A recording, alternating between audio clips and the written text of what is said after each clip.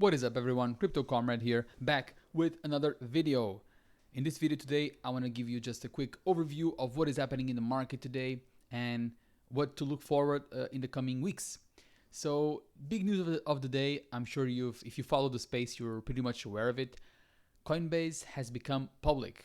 It has done a direct listing, which means Coinbase is now listed in the stock exchange, in the NASDAQ, and now it's a publicly traded company. Now, I won't be buying Coinbase stocks. I'm not really interested in it, but I'm very excited for what this means. So, some people they don't like Coinbase. They don't like centralized exchanges, and I understand that because I understand what people who are the purists of cryptocurrency want, and I completely agree.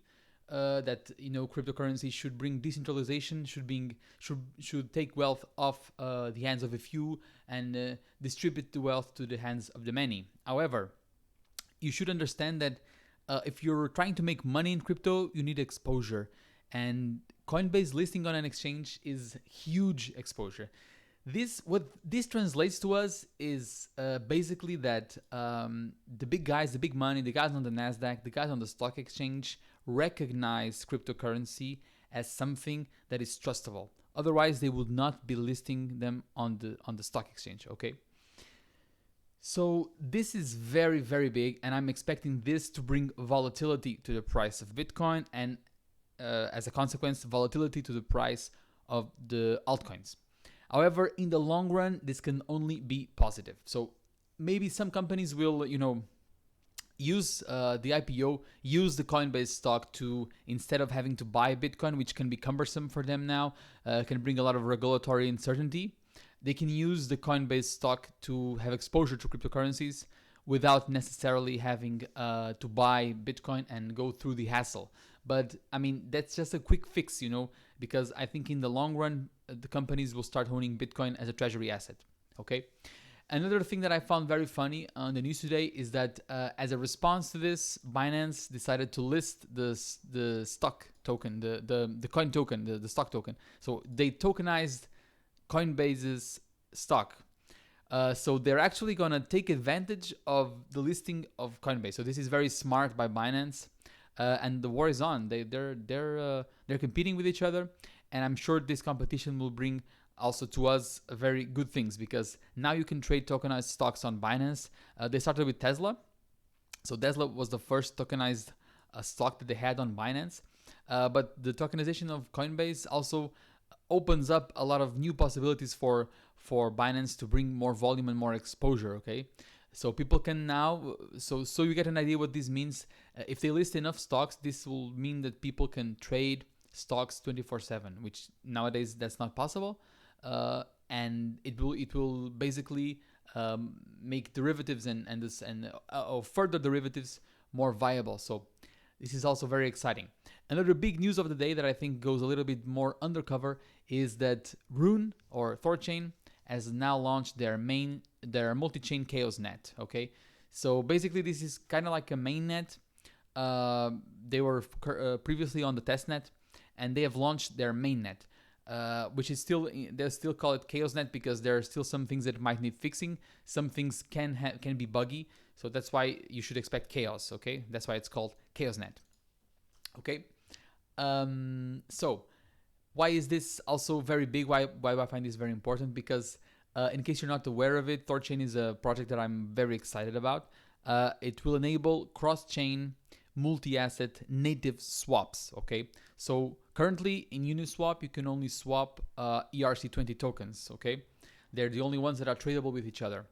So for instance, if you want to trade Bitcoin on Uniswap, you can only use wrapped Bitcoin. Okay, so you need to bring your Bitcoin to a bridge, wrap the Bitcoin to make an equivalent ERC20 Bitcoin, and then trade that Bitcoin. But that also means that you must trust your Bitcoin to a third party. Okay, so for instance, you can use the Ren protocol to wrap the Bitcoin, but basically the Ren protocol will hold your Bitcoin, and they will give you an equivalent in the Ethereum chain, the wrapped Bitcoin. So if Ren protocol goes down, you lost your Bitcoin. Okay, so it adds a layer of failure, another point of failure.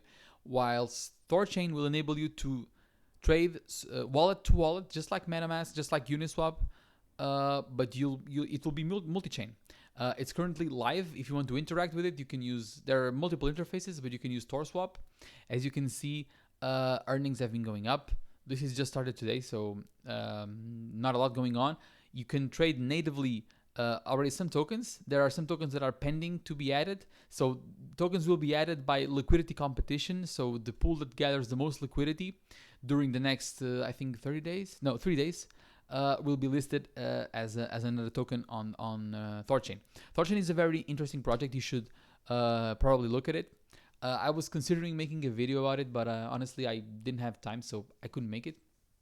But nonetheless, it's a very interesting project. And even if you don't have Rune, which is a native token for TorSwap, you can still earn using this protocol. You can provide liquidity, okay? There are some great videos on YouTube on how to provide liquidity on Thorchain in order to earn money. It's basically like adding liquidity to Uniswap, but you can use your native assets, okay? So I really recommend you check it out because it might earn you some good cash even if you don't have Rune, okay? Another interesting thing is there are some platforms like Shapeshift that is using the liquidity from Thorchain. So you can now, if you use the Shapeshift platform, you'll be trading using Thorchain, but you won't know it because it's on the background. Okay, so this means that this platform, the liquidity that this platform brings can be integrated to multiple platforms, which is also big for Rune. Now, regarding the market, what do I believe will happen next? Well, it's anyone's guess really, but I think we all should be looking at Bitcoin dominance, okay? Bitcoin dominance will let us know if we are in too deep or not in our alt season. So as you can see, Bitcoin has gone up, Bitcoin hit an all-time high today, but the Bitcoin dominance has been going down, okay? So this means that altcoins are expanding more rapidly than Bitcoin. What am I expecting to happen? Either one of two things. We either retest here and then we go down into this, maybe to this point, maybe lower or maybe even lower. And then this means huge alt season. Another thing that can happen is that we go down and then we retest here and then we might go sideways around here. I really don't know. What I do know and what I'm absolutely sure, because the charts don't lie, is that we are entering an alt season, okay? An alt season will be upon us very, very soon. It's already starting, but I think we're going to see big gains. Because eventually Bitcoin will hit a top and then we'll be around here in this dominance or maybe even lower, and altcoins will go up, okay? That's basically what this chart tells us. Also, I have these 3 zones. These are zones of danger. So this is a zone that I want to be in because I'm not selling my altcoins here because the Bitcoin dominance is still too high, which tells me that we are not near the cycle top, okay? If we start to get into here, I will consider selling some of my positions, okay? And as we start going lower and lower and lower, this was the peak in 2018, okay? So as we go, I'm not gonna wait till we get here, of course. I'll start to sell into Bitcoin or into stablecoins. I still haven't decided around here, okay? But basically, another thing you can also take away from this chart is that we almost always will retest one of these levels, okay? And when we retest and we go up again, this means that you should sell your if you want to sell your altcoins, you should sell them into Bitcoin, because if this goes down and then goes up, that means that Bitcoin itself will go up in value, okay?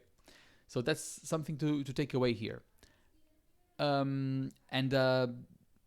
That's more productive, I think, than trading your altcoins in this position into stablecoins, because you will guarantee a double win, because you'll win because the Bitcoin dominance is going down, your altcoins are going up, and then if you trade them back to Bitcoin, then you'll win also on the Bitcoin that you are earning. So you will stack more Satoshis, and then as it goes down, you trade back into altcoins, okay? And then maybe here you can sell into Bitcoin or into stablecoins as you see fit. So basically, we are still early in the cycle, I believe, but we must be looking very carefully here at the Bitcoin dominance, because this will tell us more or less how far deep we are into the cycle. Then again, the most exciting chart that I have to show you is Bitcoin chart. This is like a perfect setup. It was a perfect setup. As you know, I'm not a big TA guy, so I didn't want to bring my predictions out in the open, but they played out very well. So we did reverse head and shoulders here whilst keeping our trend line, and then we basically broke up. Now we are retesting again our previous resistance level, which was around here, around the 62K.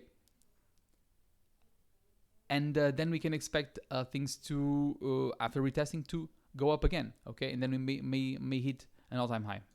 What are my targets for Bitcoin now? I'm not sure. I don't like to set targets because I'm looking at the big picture. So I knew that it was I didn't know, but I was pretty positive that it would go up. Also because of the Coinbase listing and whatnot. And now I believe we're going to retest and go higher. Maybe I would expect it to go around here, this Fibonacci level.